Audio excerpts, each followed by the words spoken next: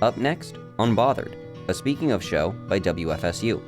This week, we're discussing Florida Panthers. Hello, Rob. Hey, Jason, how's it going?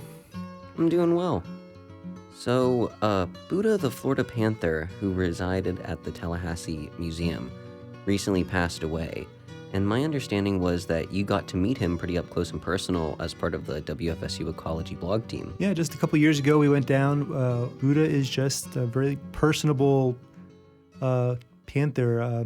We saw him get treatment that morning, and you can see how much he, leaned into the fence to get that treatment, and he was getting scratched by Suzie Buzzo, the lead animal curator. And then, when it was time, and that was done, let him into the enclosure. And I sat down with the camera, and he kind of walked up to the fence and started purring. And it was this really, really beautiful experience.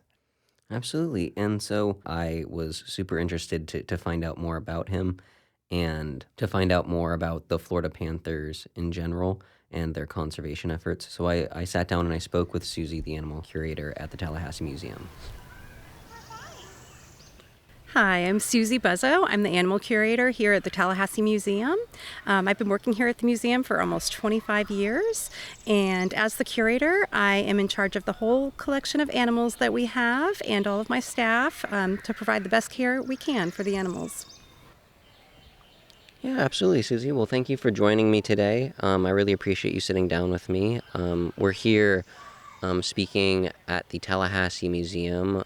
We're at a picnic table outside of the Trail Break Cafe. It is a beautiful, slightly warm day here, and we are here to talk about Buddha the Florida Panther.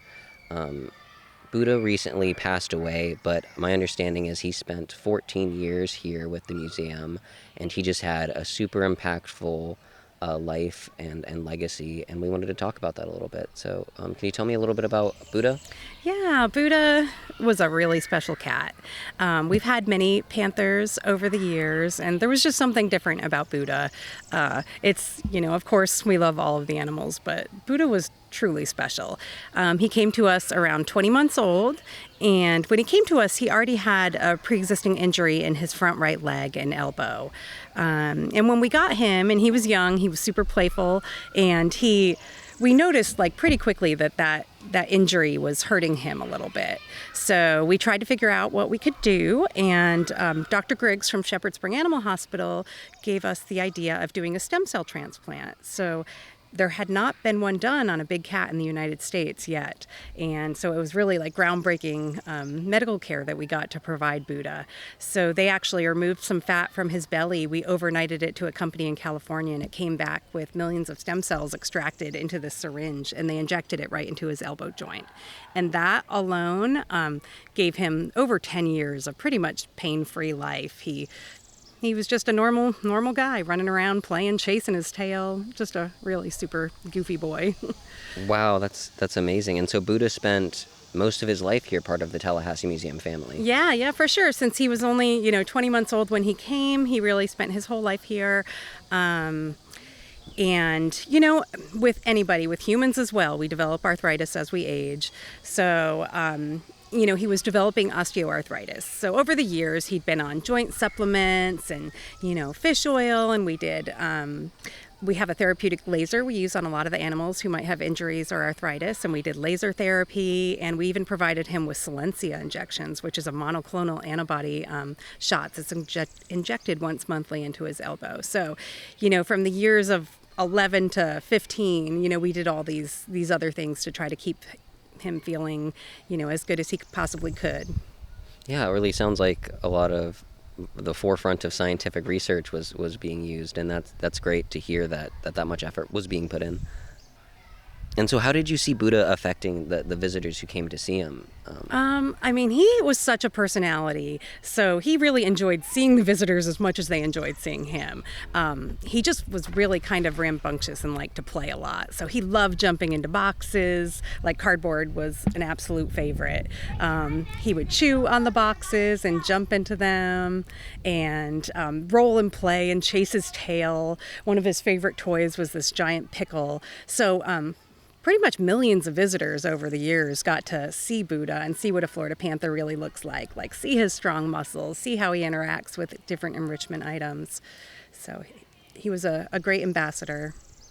And so what did Buddha help us learn about wild Florida panthers? Well, with all the animals that we have here and the interpretives that we put up and the stories we try to tell, we try to tell the story about how their habitats are becoming fragmented and, there's so much habitat destruction and loss that, the Florida panther being an apex predator really needed the land to be able to survive. And so because of that, the Florida panthers are isolated in a very small portion of their original range, like 5% of their original range down in southwest Florida. So, by telling these stories, people can realize, what's really happening and how it affects these animals because Florida panthers are an umbrella species and, they're important to the whole landscape. Without them, many of other plants and animals, cannot survive properly. Absolutely. And so what is the greatest threat to the wild Florida panther currently? Is it development? Is it roads? Is it what is it? Both of those. Development is huge because the Florida panther needs to, for the Florida panther to survive, they need to be able to start moving north on their own. So the Florida panther is really all south of the Caloosahatchee River. There have been a couple, males have a larger territory and a larger range. So males have been known to travel north of this river.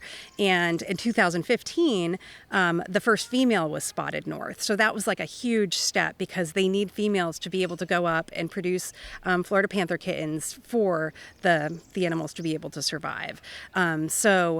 So trying to make these connecting lands in the wildlife corridors are really what the panther needs to survive. But of course, being hit by cars is one of the biggest roadblocks for them. Mm-hmm. Absolutely. And what do the numbers look like currently? I know that there was some initiatives in the past to try and boost those numbers, and what's the status on those? Yeah, the status from what I understand is around 200 panthers in the wild. I heard that in 2024, 36 panthers were killed, and 29 of those were from vehicle collisions. So, vehicles do play a major role in that, which these wildlife corridors will help keep them off the highways and that sort of thing. In the wild, the Florida panthers are reproducing every year, which is a great thing. So if we can prevent, them being hit by cars and the vehicle collisions, and we can keep up with protecting these wild lands with the Florida Wildlife Corridor, they have a much better chance. Absolutely. And so what can the everyday person, what can the Florida Panther enthusiast do to try and help this situation, to try and help the conservation efforts? Well, there's a bunch of things that we can do. Start paying attention. Follow the Florida Wildlife Corridor Foundation is working really hard along with Florida Forever and the Rural and Family Lands Protection Program, and they're trying to connect the lands so that all the animals, the 131 imperiled species in Florida, can travel safely throughout the state. We were very thankful that in June 29th, 2021, there was a unanimous bipartisan support in the Florida legislature to pass the Florida Wildlife Corridor Act, and this really helped get everything going. So since then, since the 2021 Act got passed, more and more land just, every month they're getting this private land or this rural land. They're working with farmers, and they're just trying to make that protection. But for everyday people, follow the Florida Wildlife Corridor Foundation. They can support FWC and buy Florida Panther license plates, which all of that money goes straight into the conservation for when they have to trap the Florida Panthers, or they're, radio collaring kittens, or they're relocating panthers or getting injured ones off the road. So all of that is really important as well. Absolutely. And so is there anything different, or switching gears a little bit here, is there anything different or special about Florida Panthers compared to other big cats? I saw some fun facts that I wanted to touch on. Oh, yeah. Yeah, well, Florida Panthers are pumas. And so pumas, there's actually more names for puma, I guess, in the Guinness Book of World Records than any other name. So Florida Panthers are pumas, mountain lions, cougars, catamounts. Like, there are so many different names for them. And they used to, range all over the U.S. But now, they're the Florida Panthers is a separate subspecies isolated down in South Florida. But one of the cool things about them versus other big cats is they are the largest of the purring cats. So any cat that can roar like a lion or a tiger cannot purr. So it's a difference in the hyoid bone in the back of their throat. Like it causes vibrations, which is the purring sound. And Buddha loved to purr. His purr was loud and intense, and everybody who ever got close to him could hear it. So it's really special, just like listening to your own cat's purr at home. Yeah, that sounds, I'm sure it was a bassy purr in comparison to house cats and all It that. was a bassy purr, which is kind of funny because his voice when he talked to you was kind of high pitched. So it's almost like he never really grew out of his little cat high-pitched voice. Yeah, you could hear the range of the personality. Yes, for sure. And he was a super talkative guy. When you would, even just walking up, you would just say Buddha, and he would say, meow. And what's your favorite part of working in conservation?